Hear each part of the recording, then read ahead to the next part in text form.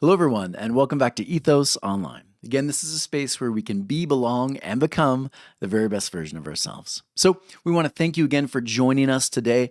We had 1 week of a bit of a rest between lots going on here in Idaho. I'll just say that.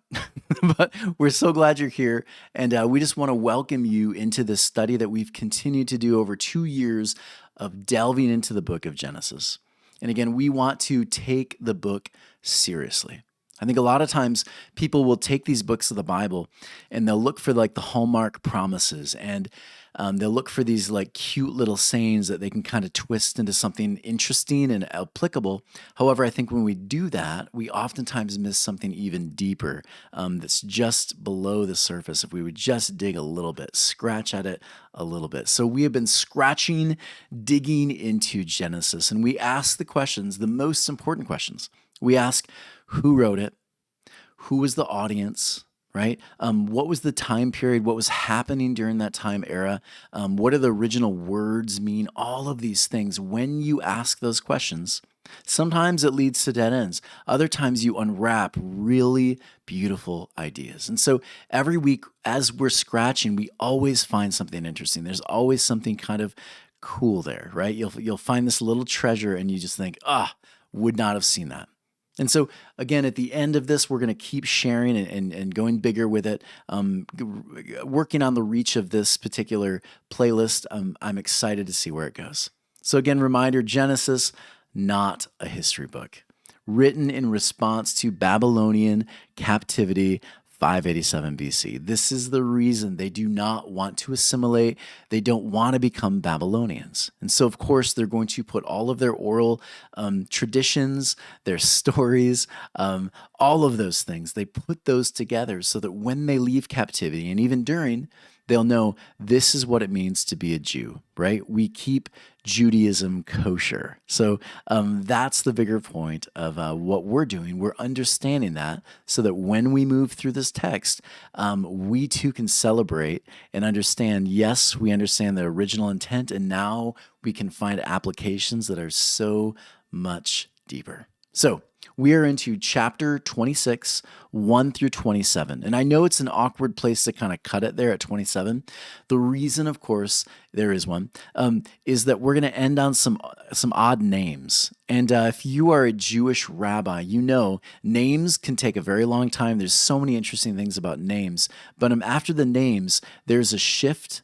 And what happens is in 46 through the rest of that chapter and into 47, there's a real interesting shift and some really cool rabbinical ideas I want to share with you. So let's delve in right now. All of this we've understood now. We know the story of Joseph and the story of this interesting multicolored coat is so much bigger than a Hollywood depiction about just some kid who has a hard time, right? This is the story of Israel. That's the point. It is the story of Israel. And so last time we discussed it, we understood this quote from Rabbi Ben Judah. He says this: Israel must walk Joseph's path through the desert to complete the restoration process. Once the father and son are united, their nation can finally celebrate. Their message was and will continue to be this is coming from a Jewish rabbi, the dominant theme, our one song. So we're still moving through. They're journeying. They're about to go through the desert. They're about to step into a promised land of sorts, right? So here we go. Let's read it first. And we're going to read some interesting names, and I'm going to do my very best. We'll move through those names. We'll move through the 27 verses, and then we'll delve in. So here we go. Verse 1 through 4 on this slide. And Israel and all that was his set out and came to Beersheba, and he slaughtered sacrifices to the God of his father Isaac. And God said to Israel in visions of the night, and he said to Jacob, Jacob, and he said, Here I am. And he said, I am the God of your father. Do not be afraid of going down to Egypt, for there I will make you into a great nation. I will go down with you to Egypt. I will also bring you up, and Joseph will place his hand on your eyes. And Jacob arose from Beersheba, and the sons of Israel carried their father Jacob and their young children and their wives in wagons Pharaoh had sent to carry him. And they took their livestock and their possessions that they had acquired in the land of Canaan, and they came to Egypt, Jacob and all his descendants with him. His sons and his sons with him, his daughters and his sons' daughters, and all his descendants he brought with him to Egypt. And these are the names of the children of Israel who were coming to Egypt, Jacob and his sons. Jacob's firstborn was Reuben. The sons of Reuben were Hanak and Palu, Hezron and Carmi. And the sons of Simeon were Jemuel, Jamin, Ohad, Jechan, Zohar, and Saul, the sons of the Canaanites. And it's interesting to me as I'm reading these, I'm laughing because so many people that I've met, they've named their kids these different names. And I always have to laugh because I wonder if they know where these names came from or if they've just kind of like, oh, it's a fun name. Anyways, here we go. More of the names. And some of these names obviously probably wouldn't be your kids' names because they're very hard to pronounce unless you're Jewish. And the sons of Judah were Onan, Shelah, Perez, and Zara. Now and Onan had died in the land of Canaan, and the sons of Perez were Hezron and Hamul. The sons of Issachar were Tola, Puva, Lab, and Sherban. And the sons of Zebulun were Sered, Elon, and Jalil. Not Elon Musk, by the way. That's not where he got his name. They are the sons, verse 15. These are the sons of Leah, that she were born to Jacob in Pardan and Aram, and Dinah his daughter. All the sons of his sons and daughters were 33. And the sons of Gad were Ziphalon, Haggai, Shunai, and Esbon, Eri, Arodi, and Ireli. Even if you're bored with these names, you got to admit it's fun to hear me try to pronounce them. Verse 17, and the sons of Asher were Lima, Ishvi, and Bria, and Sarah, their sister, and the sons of Bria were Heber and Melchiel. Melchiel, that's another fun one. These are the sons of Zilpah, whom Laban gave to his daughter Leah, and she bore these to Jacob 16 souls. And the sons of Rachel, Jacob's wife, were Joseph and Benjamin. And to Joseph were born in the land of Egypt, whom Esraneth, the daughter of Potipharah, the governor of On, bore him Manasseh and Ephraim. We know those ones. And the sons of Benjamin were Bela, Bisher, Eshbel, Gera, Naam, Ehi, Rosh, Mupin, Hupin, and Ard. These are the sons of Rachel who were born to Jacob. All the souls were 14. And the sons of Dan, we're almost there, folks, Husham. And the sons of Naphtali were Jezreel, Juni, Jezer, and Shillim. These are the sons of Bilhah, whom Laban had given to his daughter Rachel, and she bore these to Jacob. All the souls were 7.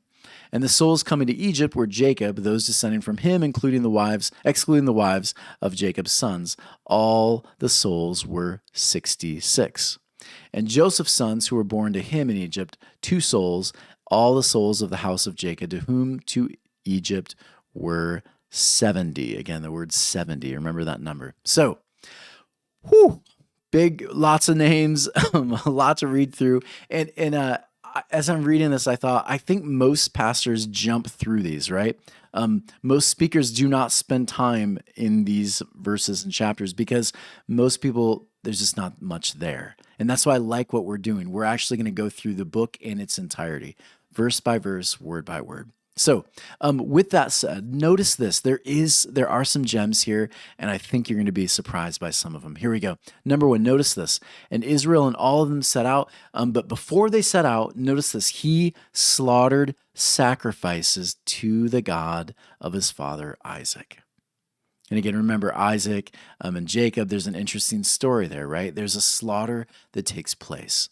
Now, I like to share this every chance I can because I think as Christians, many people miss this perspective, and I wanted to make sure that we understand this. This idea of sacrifice. I could spend probably days talking about this concept, but I want to make sure I try to hit it here so that we can gain some understanding. This sacrificial idea, many Christians have missed the perspective on this. We've actually moved in a weird way. Because here's the thing, Christians often, they are very desperate to connect Jesus to the past, right? They go backwards. They look at the Old Testament and they take Jesus and they fit him into the Old. Whereas what's really happening is Jesus it was taking place. Jesus in the first century, we have Jesus, what the people who were writing about Jesus were doing. They were looking back, writing about the present. Whereas you have it kind of flipped, right? Christians oftentimes miss this. They think the sacrificial system was actually moving, pointing to Jesus. It was not. It just was not. The truth is, the sacrificial system, when you understand it, when you understand Judaism and the reason, the intention behind sacrificing animals, it was not to look forward to the ultimate human sacrifice. That just was not the case. First off, Jewish people found human sacrifices to be an absolute abomination. So if you're a Jewish person and you had someone tell you your God desires a human sacrifice, you would have screamed blasphemy. This person would have been booted out of your synagogue. They would have been called a heretic. The two don't coincide. The idea behind a sacrifice is that the idea is their God, they're sacrificing to their God, and essentially to say, look, we want blessings, right? We want to remember this moment. We want to, as we journey forward, we want to appease our God, right? We want to make our God happy. It was never about sacrificial human sacrifices or at some point in time, Jesus being sacrificed in order to appease God or some law that was written by God. That was never the perspective. Judaism frowned on human sacrifices. And the idea of a deity doing that, humanity sacrificing deity for that would also not make sense. So again, the sacrificial system, it was never about that. The idea here, why they sacrifice in the beginning, is that every culture is doing it. They, like all of the other cultures, felt a need to appease their God, to please their God, right? They wanted a journey that's going to be filled with peace. They're not going to get robbed. And so they sacrifice animals to make sure that their journey is going to be safe. Does that make sense? I hope it does. Again, it was never about pointing forward thousands and thousands of years to the ultimate sacrifice. That was not the point. Jesus' sacrifice on the cross, this is about recycling hate with love, right? This is about saying, if you want to punish someone, punish me. And as you see the hurt and the pain and the disgusting violence poured out on an innocent person, it causes everyone to stop and say, whoa, whoa, whoa. Maybe the hate that we have for one another is not worth it, right? We think about Romeo and Juliet, the two families warring. It took the blood of their children for them to wake up and say, whoa, not worth the fight, right? And so again, interesting perspective here. Not worth it. Jesus says, I recycle hate with love. That's the idea. The sacrificial system was not about that. The two are very, very different. The cross and the sacrificial system, they couldn't be any more different. All right. So with that said, let's keep going. Notice this, verse 2. Jacob says, after he has this vision in the night, here I am. Right? Here I am. We have talked about this phrase before, right? Here I am. Moses, Samuel, the nation of Israel. Here I am. Right? There's always this interesting vision in the narratives that says, look, before we take the big journey, before we take the big step, we have to be willing to say, here I am. I'll go wherever you need me to go. I'll go wherever life calls me to go. Right? Here I am. Send me. And so just like Samuel, just like Moses, Jesus, and so many of the other messianic archetypes, they do the thing. They say, here I am, send me. Send me. I end up fighting a giant. Send me. I end up going into Jezebel's palace and telling her they're going to die if they don't change their ways. All of these things, right? These are all the stories. Here I am. Send me. I will go and I'll trust that I'm going to make it through. So good. Here I am. Any Jewish person reading that takes a moment, right? There is such texture to that. Here I am. They take a moment and they think about all of the different perspectives of here I am. Who has said here I am? Well, all the messianic archetypes did before they step into a big journey. So good. All right, let's keep going. Verse 3. He said, I am God, the God of your father. Do not be afraid. And so this is the response to here I am, right? The response is, I'm going to watch you, Elisha. When you go to face Israel, Jezebel, Elijah. Here I am. Well, I'm going to keep you safe. Here I am. Awesome. Trust me, right? Know that you don't have to be afraid. You don't have to be discouraged. I am going to protect you. And so when you go into captivity, Israel, again, think about this. This is before we have Moses step in, right? This is kind of like the prelude, right? We understand that how did Israel get into Egypt in the first place? Well, it was a blessing to go at first, right? Of course, we know things get they overpopulate. They get worried about the Israelites. And again, the Israelites are not truly slaves. They were living there because of Joseph. So we understand all these interesting points about it. But again, here I am. He says, I'll protect you. And he did, right? In Egypt until, of course, we know from the Exodus, it didn't.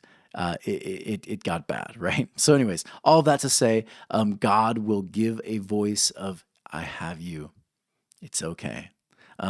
Don't be afraid. Step into Egypt, right? Let's keep going. Verse 4.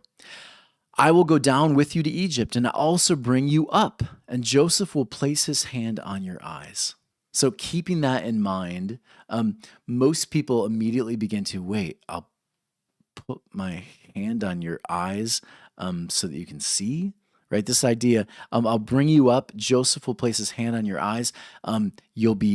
Your eyes will be open. This is an interesting perspective. And many of us who see the connections with Jesus and other messianic moments, you'll see an interesting perspective here. The Father's eyes, essentially, Joseph is going to open his father's eyes. Yeah, his eyes are going to be open. And this is so cool to me. I saw this quote after reading this. And so let me give you a little bit of reminder of Jesus, and then I'll show you an interesting quote from Mark 8:23 through 24. Remember this moment. He took the blind man by the hand, one of the miracles of Jesus, led him outside the village. When he had spit on the man's eyes and put his hands on him, Jesus asked, do you see anything? He looked up and said, I see people. They look like trees walking around. Now watch what Joseph Thornton says here. This is a very unique and important miracle. In relevance and the proper interpretation are gained by looking at the surrounding context. The miracle is about acquiring accurate perception. Having full vision is restored. After captivity, the nation of Israel must readjust their vision and navigate life in new ways. This was the lesson of Jacob and Joseph and the way of Christ with his followers. Isn't that so cool? So again, Joseph is going to, when his father gets there, he's going to take his father and he's going to say, I need you to see your nation, your family, our tribe with new eyes now. We're in a new space and things are going to shift and change. Open your eyes, see the new reality all around you. Everything has shifted. Everything's going to change. We are going to reorder our lives now. And so open your eyes here, Dad. I'm going to open them. I'm going to let you see just how incredible God has been to lead us through all of this and where we are now. That's the deeper idea here. Jesus opens up people's eyes. They are aware of a new perception, a new reality, a new kingdom come, right? A new kingdom come. This is what Joseph does for the Father. So good. And the nation of Israel. I love it. Verse 5.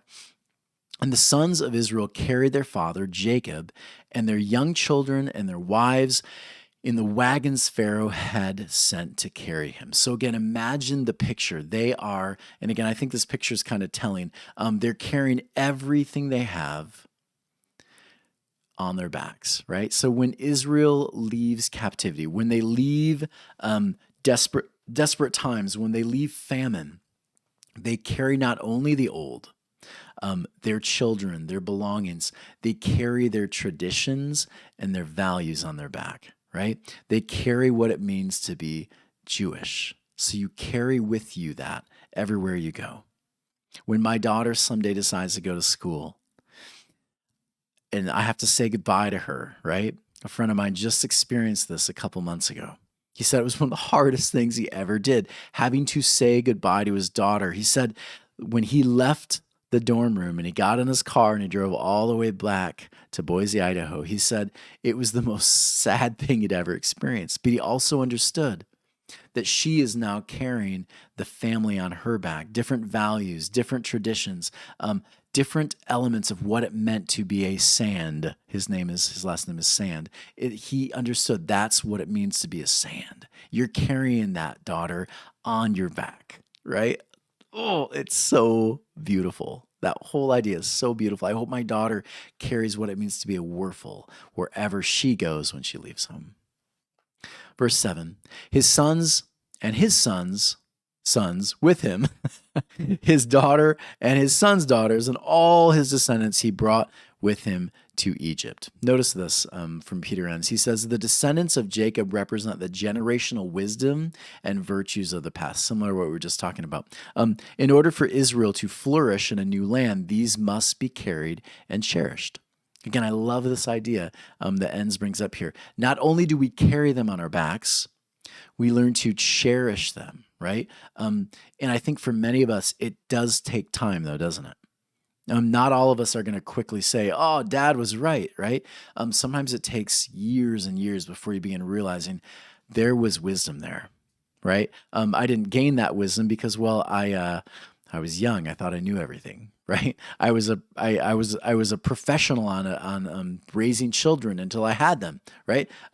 You experience it, you begin gaining the wisdom, then you learn how to carry it with you, and you practice that wisdom wherever you go. So beautiful.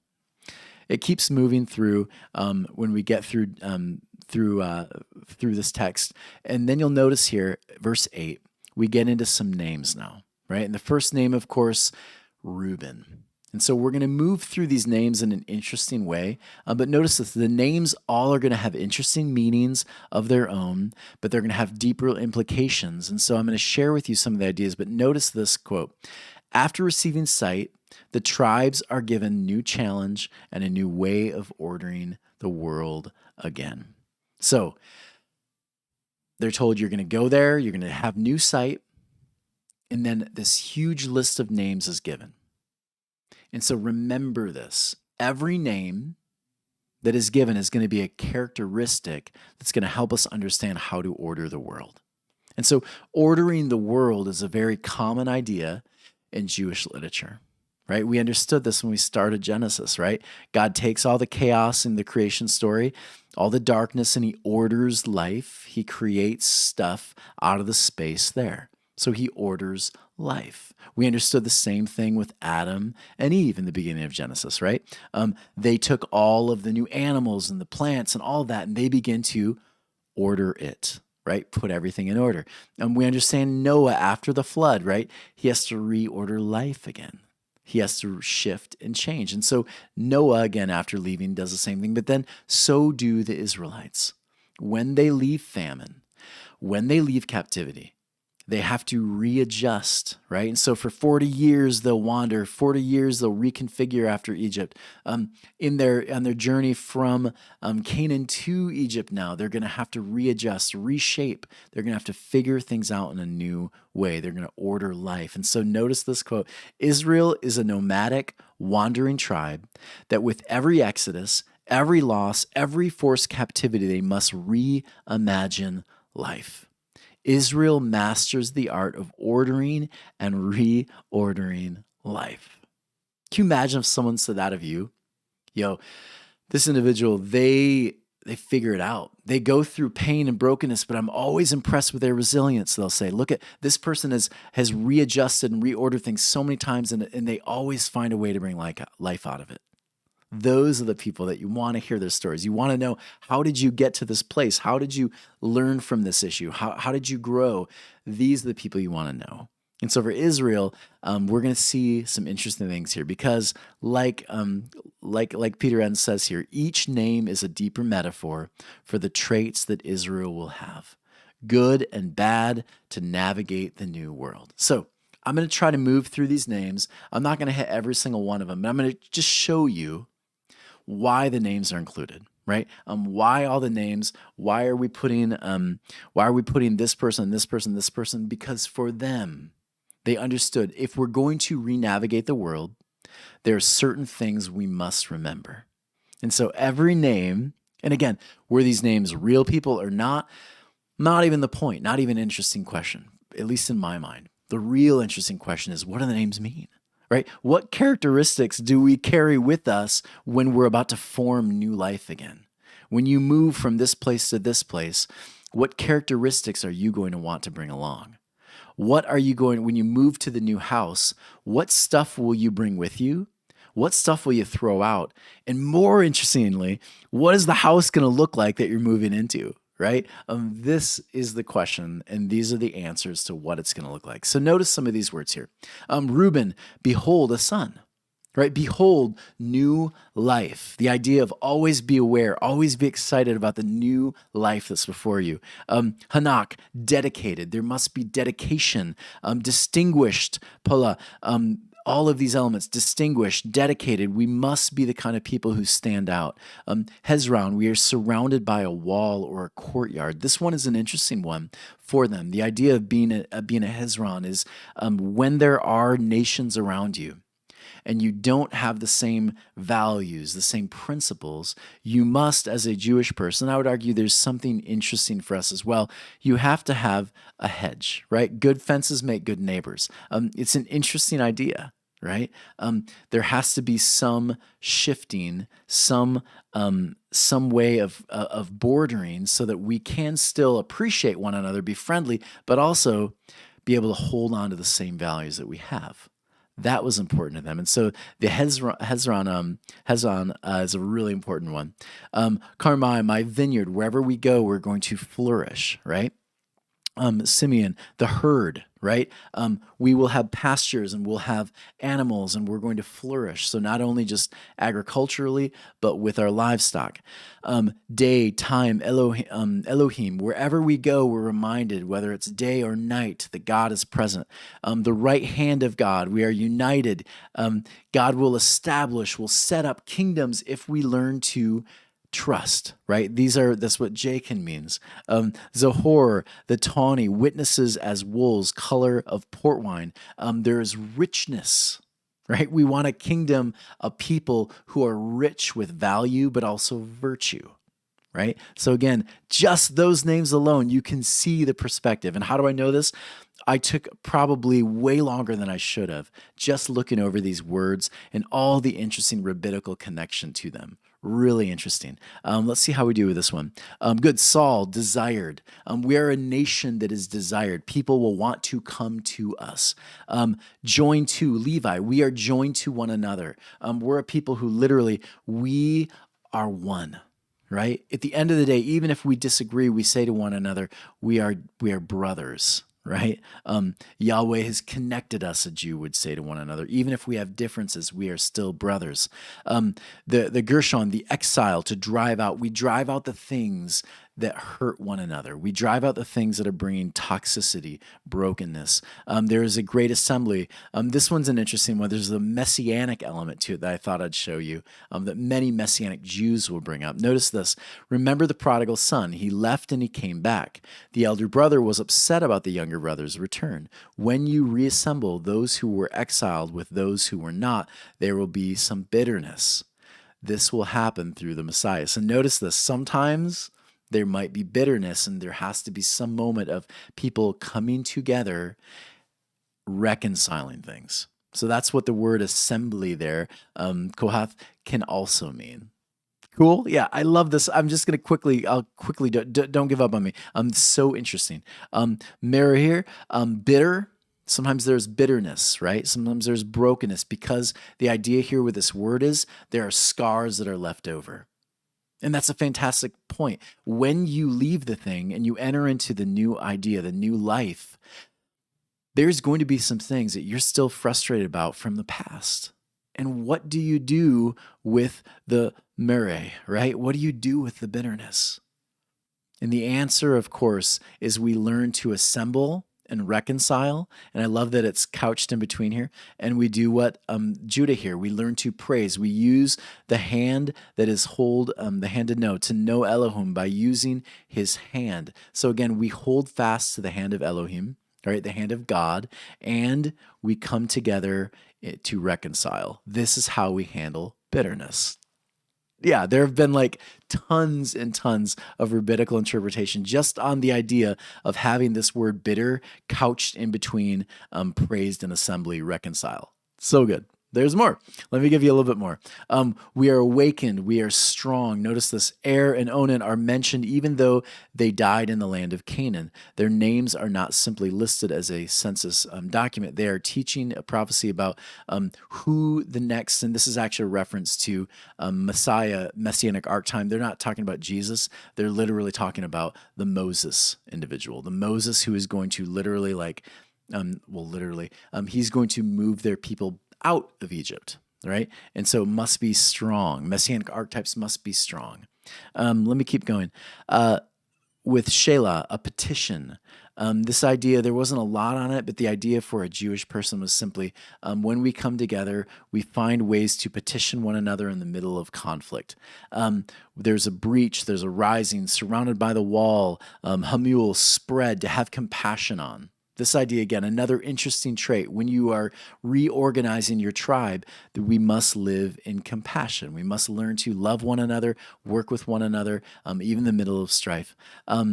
Issachar, there's to pay for a loss. This one, again, the rabbinical interpretations essentially are saying this about Issachar. When there has been conflict in the middle of captivity or famine, when people have acted inappropriately, when they've hurt one another, there has to be some way that we begin to reconcile, and that sometimes means we pay for the loss of things. And this is a very literal way of considering it. But if you're a Jewish person, you're reading this and you're leaving Canaan, right? You're leaving Egypt, you're leaving captivity, you're leaving Babylon. These are the things you're concerned with, right? These are characteristics that are important to you. There's more. I'm going to try to move through. Tola, the worm idea. This is one that I thought was really fascinating because when I read Tola, I was like, worm? Like, what am I going to talk about worm? That does not seem very interesting, right? What do I just skip over worm? But then, of course, I read a little deeper. Psalm 22, 1-6 is the connection that most rabbis will bring up. The messianic archetype is becoming an abomination, a creepy thing for us. That's how they've phrased it. But the idea is that many messianic voices, right? Many voices that call people to live differently, to put their hands over and show people a new vision. Oftentimes, they are observed by the larger populace as something of a negative figure. Remember Jeremiah, right? Most people liked the other prophet, the more popular one, but Jeremiah continued his message until people realized, look, whoa, we're not in the place that we thought we were, right? They realized, you know what, we have to make some changes. And so oftentimes the messianic voice seems like a creepy thing. It seems like a frustrating thing.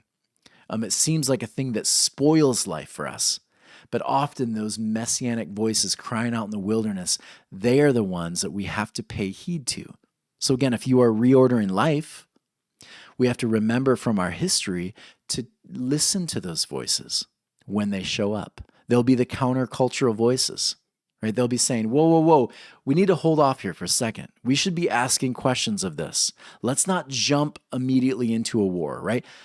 Let's not assume this and this and this. Let's ask deeper questions before we end up maybe in a place that is going to cause a lot of pain and brokenness for us. Listen for the creepy voice, the worm, right? The Tola. There's other voices here, splendid, persecuted, referring back to the voice crying out in the darkness, exalted, to tremble. Let's always remember to have a reverence toward the things that are holy. The mighty tree, this one, Elon, right? The mighty tree. This one, again, kind of an interesting one. Most people will make the connection to like the tree of life. We have to be a nation for Israel, and you'll find lots of rabbinical interpretation over this name alone. We have to be the tree. We have to be the thing that gives life to everyone around us. And again, this is why the story of Joseph is really interesting, because Joseph is essentially saying, Israel is now going to live in Egypt. We're going to be the tree that gives shade and life to this nation. Yeah, really, really good. Here's a couple more. I'm just going to let you kind of look over. Jahalalel, Elohim waits. We wait. We hope.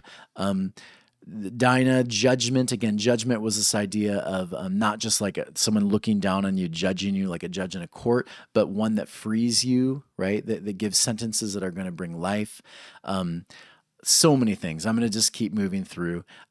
Let's go to the last one. This is the last part of that list, and there's a couple good ones here. Notice Hupan, protected coverings. This is an interesting one. It actually is an interesting connection to the talith. And so this is the prayer shawl. And this is where they would go into the temple, they'd put the prayer shawl over them, and they would say this: wherever we are, whether we're in captivity or not, we carry the temple with us everywhere we are. And this is where you'll get Jesus when he says, you are the temple, right? You are the kingdom. This is the tradition of that. And it's a reminder when you step into the new place, you carry Judaism everywhere you go. You are Judaism. You are the temple where the divine resides. Yeah, really, really good. There's a couple more to judge. Dan, Kushin, those who make haste. Wrestling, Naphtali. This is a good one. Israel is a nation that constantly wrestles intellectually. Spiritually, we are constantly a nation that is wrestling with the divine, wrestling with humanity, wrestling with culture, always wrestling. Guni means to defend, cover, surround. This is what Israel will do for its people, but also its neighbors. Interesting stuff, so many names. And so notice this, Rabbi Kukok, he says this: when the names are strung together, when you put all of those interesting character traits, they create a messianic message of hope. They give Israel this full picture that says, look, this is the nation we strive to be. When we put things in the house, let's put them in an order that's going to bring glory and honor to not only our people, but our God. Let's do this because it's going to bring life. When we plant the seeds, let's make sure the places we plant are going to bring the most shade, the most fruit. Let's make sure wherever we restart life, it's going to be beautiful and it's going to be abundant.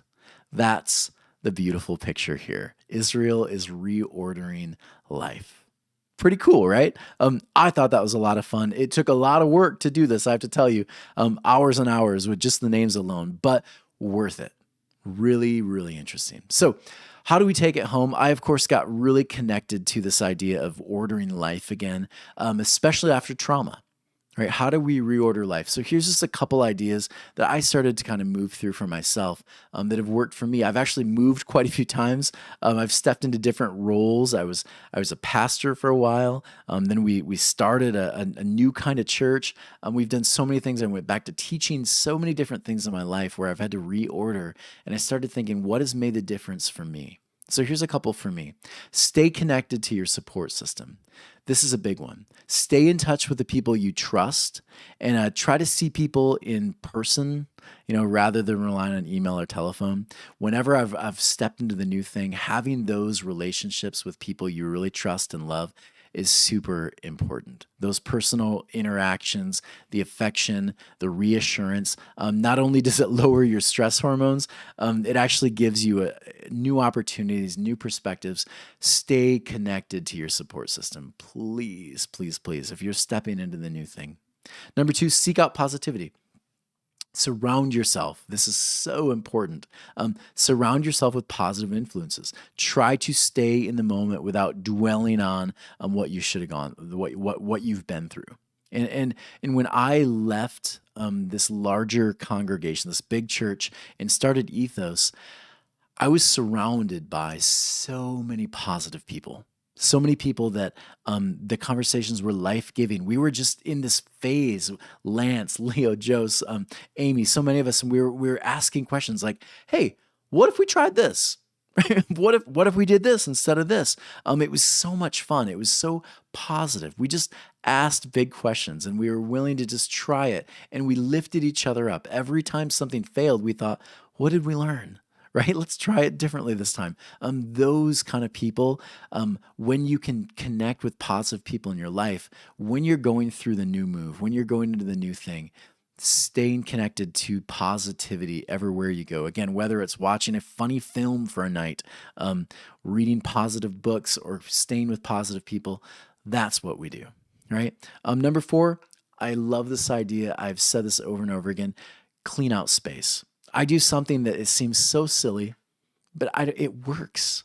All I can say is it works. I don't have scientific data to prove it other than my own experience. I clean out my garage.